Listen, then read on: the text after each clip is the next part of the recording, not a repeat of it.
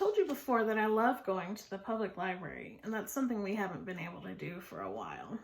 But I wanted to read you this story called The Library Lion.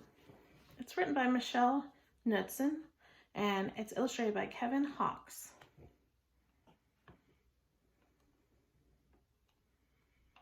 One day, a lion came to the library. He walked right past the circulation desk and up to the stacks. What do you think you would do if you saw a lion in the library? Would that be scary or surprising? Mr. McBee ran down the hall to the head librarian's office. "Miss Merriweather," he called. "No running," said Miss Merriweather without looking up. "But there's a lion," said Mr. McBee. "In the library." "Is he breaking any rules?" asked Miss Merriweather. She was very particular about rule breaking. "Well, no," said Mr. McBee, "not really." "Then leave him be." She doesn't seem very surprised about there being a lion in the library.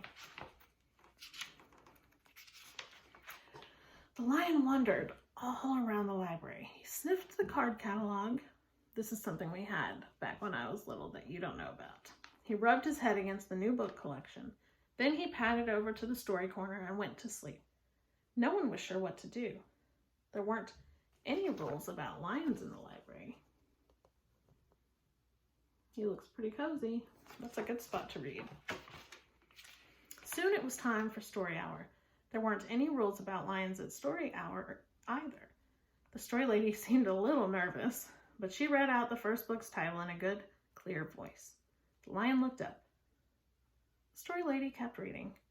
The lion stayed for the next story, and the story after that. He waited for another story, but the children began to walk away. "Story hour is over," a little girl told him. "It's time to go."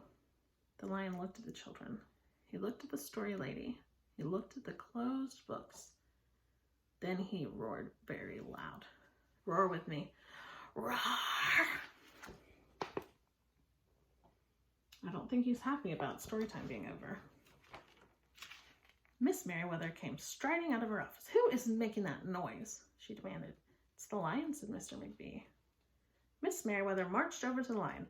"If you cannot be quiet, you will have to leave," she said in a stern voice. "Those are the rules." The lion kept roaring. He sounded sad. The little girl tugged on Miss Merriweather's dress. "If he promises to be quiet," she said, "can he come back for story hour tomorrow?" The lion stopped roaring. He looked at Miss Merriweather. Miss Merriweather looked back. Then she said, "Yes, a nice quiet lion would certainly be allowed to come back for story hour tomorrow." "Hooray!" said the children.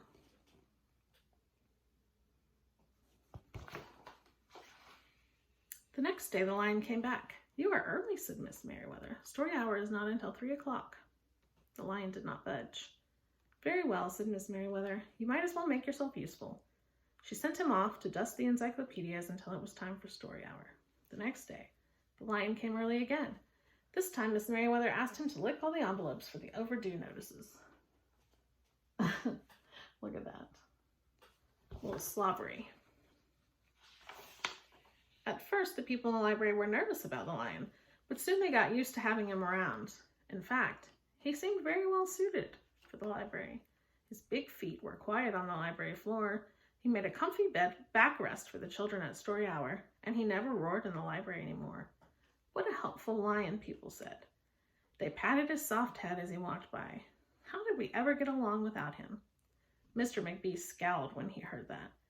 They had always gotten along fine before. No lions were needed. Lions, he thought, could not understand rules. They did not belong in the library. One day after he had dusted all the encyclopedias and licked all the envelopes and helped all the small children, the lion padded down the hall to Miss Merriweather's office to see what else there was to do.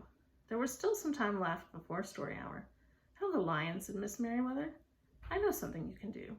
You can bring a book back into the stacks for me. Let me just get it down from the shelf." Miss Merriweather stepped up onto the step stool. The book was just out of reach. Miss Merriweather stood on her toes. She stretched out her fingers Almost there, she said. Then Miss Merriweather stretched a little too far. What do you think is going to happen?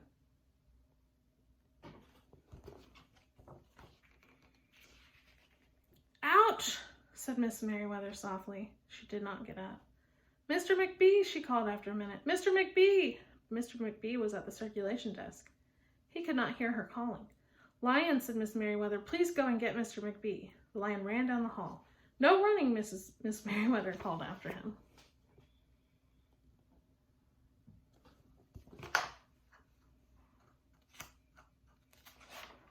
The lion put his big front paws on the circulation desk and looked at Mr. McBee. Go away, Lion, said Mr. McBee. I'm busy. The lion whined. He pointed his nose down the hall toward Miss Merriweather's office. Mr. McBee ignored him. Finally, the lion did the only thing he could think of to do. He looked Mr. McBee right in the eye. Then he opened his mouth very wide, and he roared the loudest roar he had ever roared in his life. Roar! Look, it made his glasses fly off his face. Mr. McBee gasped. You're not being quiet, he said to the lion. You're breaking the rules. Mr. McBee walked down the hall as fast as he could. The lion did not follow him. He had broken the rules. He knew what that meant. He hung his head and walked down toward the doors. Mr. McBee did not notice. Miss Merriweather, he called as he walked. Miss Merriweather, the lion broke the rules. The lion broke the rules.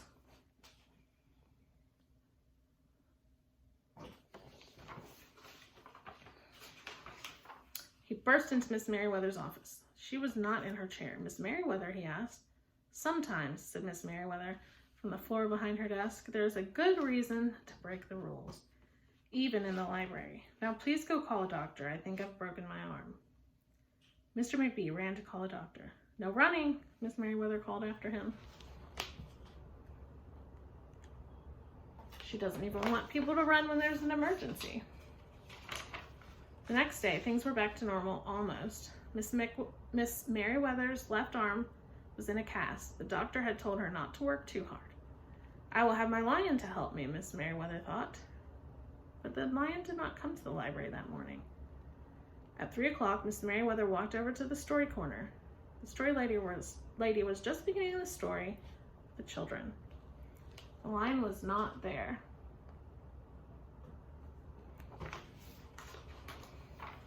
People in the library kept looking up from their books and computer screens, hoping they would see a familiar furry face.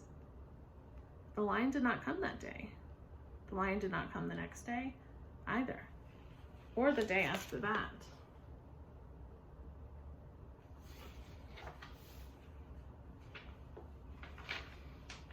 One evening, Mr. McBee stopped by Miss Merriweather's office on his way out.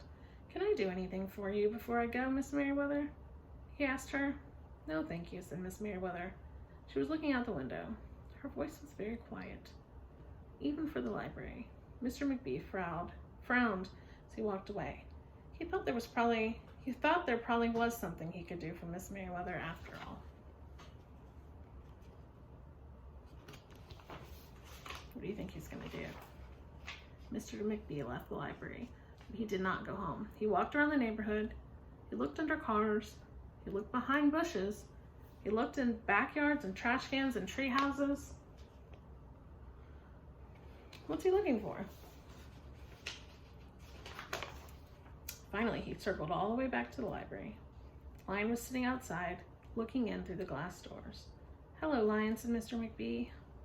The lion did not turn around. I thought you might like to know, said Mr. McBee, that there's a new rule at the library. No roaring aloud unless you have a very good reason.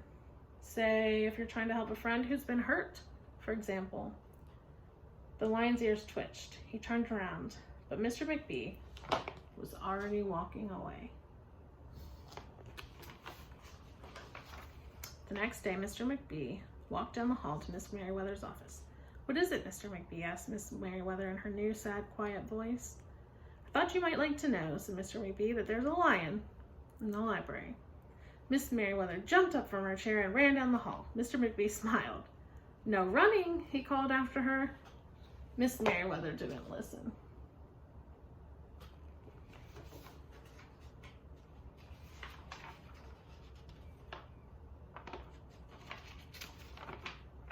sometimes there was a good reason to break the rules. Even in the library. They're so excited to see their lion again. The end.